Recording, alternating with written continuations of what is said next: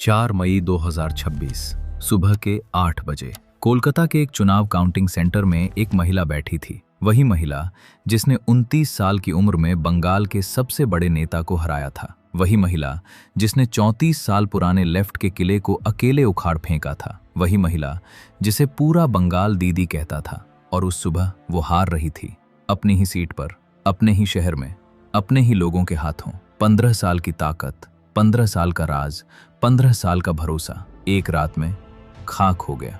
लेकिन सवाल ये नहीं है कि ममता बनर्जी हारी, सवाल ये है वो कहाँ चूकी।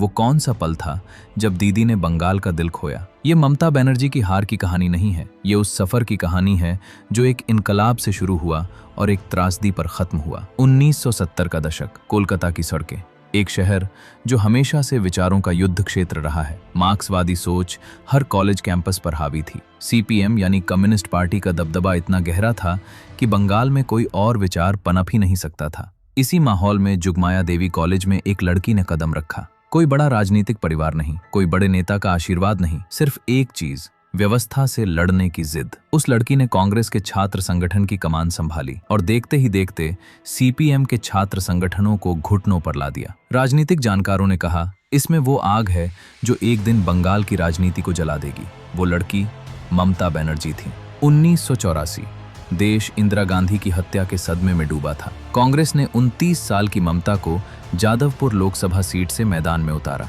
सामने थे सीपीएम के सबसे बड़े नेता सोमनाथ चटर्जी, जिनकी जड़ें बंगाल की राजनीति में बरगद के पेड़ जैसी गहरी थीं। सोमनाथ दा को हराना पहाड़ को हाथों से हिलाने जैसा था, लेकिन जब नतीजे आए पूरा देश सन्न रह गया। ममता बनर्जी ने 3,31,618 वोट पाकर सोमनाथ चटर्जी को हरा दिया। एक रात में वो पूरे देश के नक्शे पर आ गईं। 1990 कोलकाता का हाजरा चौराहा, सीपीएम के गुंडों ने ममता बनर्जी पर जानलेवा हमला किया। सिर पर बुरी तरह वार किया गया। खून से लथपथ ममता अस्पताल पहुंची, लेकिन उस अस्पताल के बिस्तर से जो शब्द निकले वो बंगाल के गरीबों के दिल में हमेशा के लिए उतर गए। हम ईंट का जवाब पत्थर से देंगे। उस एक हमले ने ममता को एक नेता से एक प्रतीक बना दिया। बंगाल के सबसे कमजोर तबके ने उनमें अपनी आवाज देखी। 1998 ममता ने कांग्रेस छोड़ी और एक बहुत बड़ा जुआ खेला। अपनी खुद की पार्टी बनाई, all India Trinamool Congress, TMC. ये पागलपन लगता था, कांग्रेस की छतरी के बिना एक अकेली महिला बंगाल जैसे जटिल राज्य में। लेकिन ममता जानती थी जो कांग्रेस नहीं कर सकती वो करेंगी। 2006 वो पल आया जिसका ममता इंतजार कर रही थी। लेफ्ट सरकार के मुख्यमंत्री बुद्धदेव भट्टाचार्य ने किसानों की जमीन जबरदस्ती लेने की नीति शुरू की। सिंगूर में टाटा मोटर्स का नैनो कारखाना, नंदीग्राम में एक बड़ा रासायनिक केंद्र। ममता ने तुरंत इस मौके को अपने हाथ में लिया। सिंगूर में 25 दिन की भूख हड़ताल, टाटा को अपना कारखाना गुजरात ले जाना पड़ा। लेकिन नंदीग्राम में जो हुआ वो बंगाल की राजनीति का सबसे बड़ा मोड़ साबित हुआ। पुलिस और पार्टी के लोगों की गोलियों से 14 निर्दोष ग्रामीण मारे गए। बंगाल का पढ़ा लिखा वर्ग, अल्पसंख्यक समुदाय, गांव के मतदाता सब लेफ्ट से दूर हो गए। और ममता ने एक नारा दिया जो बंगाल की रगों में दौड़ गया, मां माटी मानुष। 2011 20 मई ममता बनर्जी बंगाल की पहली महिला मुख्यमंत्री बनी। 34 साल पुराना लेफ्ट का किला ध्वस्त हो गया। वो सूती साड़ी, वो हवाई चप्पल, वो सीधी बात। बंगाल के गांवों से उनका रिश्ता अटूट था। कन्याश्री, स्वास्थ्य साथी, लक्ष्मी भंडार, एक के बाद एक योजनाएं सीधे गरीब के घर तक। महिलाओं ने ममता को अपना माना, बच्चों ने दीदी कहा, बुजुर्गों ने आशीर्वाद दिया। यह सिर्फ राजनीति नहीं था, यह एक भावनात्मक रिश्ता था। लेकिन हर कहानी में एक मोड़ आता है। दीदी की कहानी में वो मोड़ उनकी तीसरी जीत के साथ आया।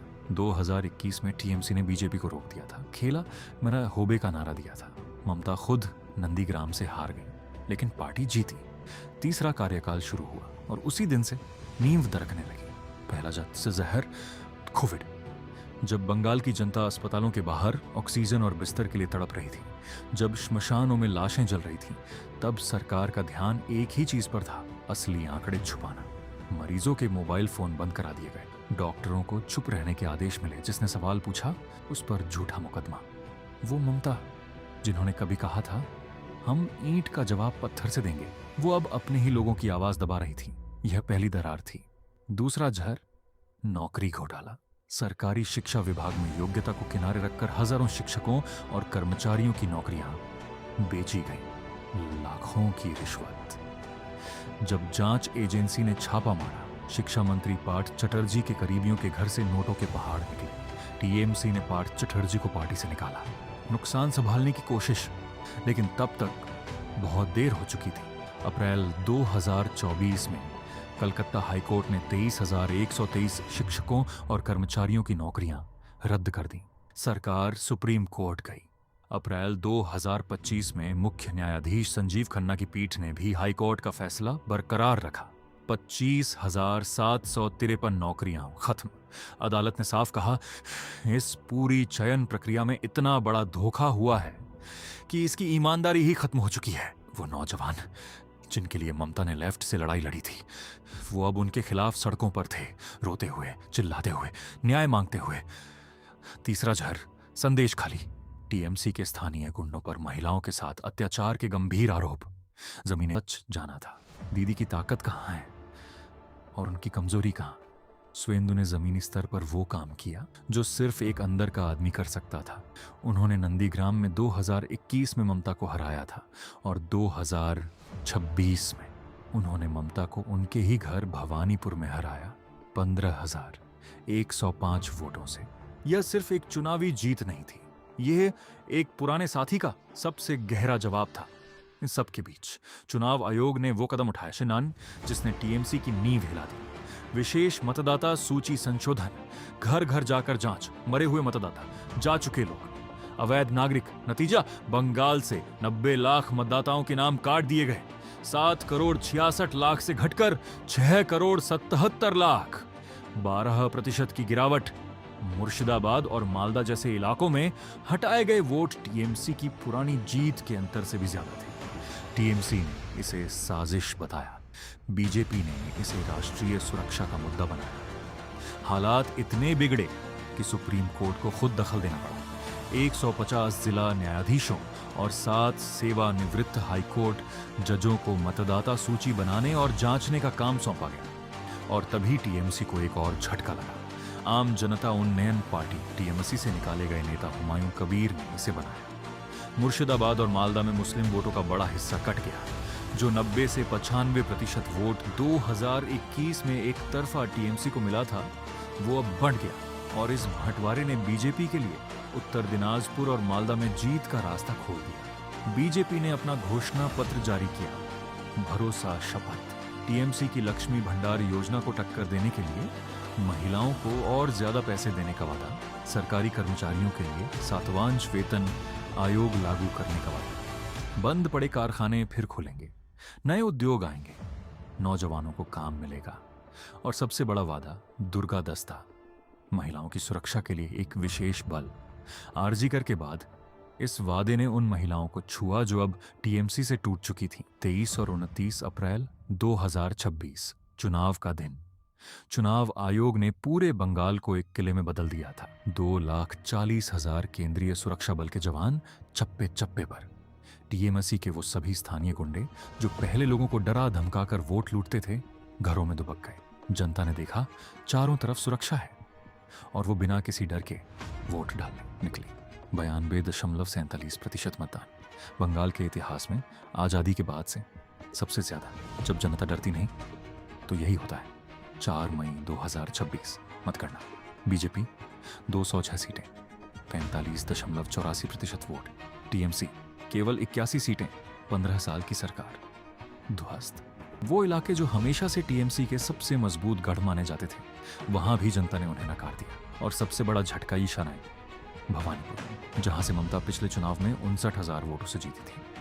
वहां सुवेंदु अधिकारी ने उन्हें 15,105 वोटों से हरा दिया। वही सुवेंदु जो कभी उनका सबसे बड़ा सिपाही था। ममता ने कहा, ईवीएम से धोखा हुआ, चुनाव आयोग ने साजिश रची। लेकिन बंगाल की जनता जानती थी सच क्या है। तो आखिर ममता बनर्जी कहां चूकी? वो नेता जो जनता की आवाज बनकर आई थी, कैसे उसी जनता से दूर हो गई? जवाब एक नहीं है। जवाब उन हर उस पल में है जब ममता ने जनता की जगह सत्ता को चुना। जब कोविड में मौतें छुपाई, उन्होंने भरोसा खोया। जब नौकरियां बेची गईं, उन्होंने नौजवानों का सपना तोड़ा। जब संदेश खाली में महिलाएं रोईं, उन्होंने अपनी सबसे बड़ी ताकत खोई। जब आरजीकर में न्याय नहीं मिला, उन्होंने बंगाल का दिल खोया। ममता बनर्जी की कहानी सिर्फ एक नेता की कहानी नहीं है, ये हर उस इंसान की कहानी है जो संघर्ष से उठता है, जो कुछ बदलने का सपना लेकर चलता है, लेकिन जब सत्ता हाथ में आती है तो वो सपना कहीं खो जाता है। वो भूख हड़ताल, वो हाजरा चौराहे पर बहा खून, वो मां माटी, मानुष का नारा, वो सब असली था। लेकिन सत्ता ने उस असलियत को धीरे धीरे खा लिया और जनता ने देखा, जनता सब देखती है, जनता हमेशा देखती है। 4 मई 2026 को बंगाल ने दुनिया को एक बात साबित की, लोकतंत्र में कोई किला स्थायी नहीं होता, ना लेफ्ट का, ना दीदी का, ना किसी का। सत्ता जनता देती है और जब जनता वापस लेती है तो कोई ईवीएम नहीं बचाता, कोई नारा नहीं बचाता, कोई पुरानी जीत नहीं बचाती। ममता बनर्जी का सफर खत्म नहीं हुआ, वो एक लड़ाकू हैं, वो भी वापस आएंगी या नहीं आएंगी, लेकिन ये सवाल उनका नहीं है, ये सवाल हर उस नेता का है जो आज सत्ता में बैठा है, जो सोचता है जनता उसे भूल जाएगी। जनता नहीं भूलती, जनता गिनती करती है हर घोटाले की, हर झूठ की, हर उस रात की जब कोई न्याय मांगता रहा और दरवाजा बंद रहा। बंगाल बदल गया, लेकिन बंगाल का सबक सिर्फ बंगाल के लिए नहीं है, ये सबक हर उस राज्य के लिए है, हर उस नेता के लिए है, हर उस सरकार के लिए है जो भूल जाती है कि सत्ता की असली मालिक जनता होती है, हमेशा और हमेशा रहेगी।